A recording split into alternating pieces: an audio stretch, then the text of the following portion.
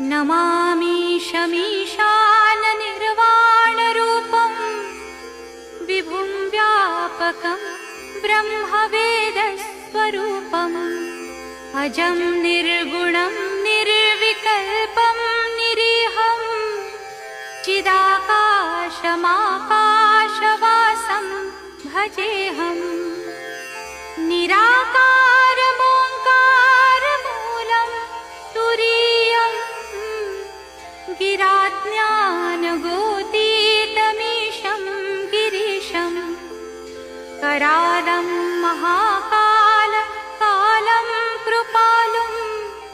गुणागारसंसारपारं नतोऽहं तुषाराद्रिसङ्का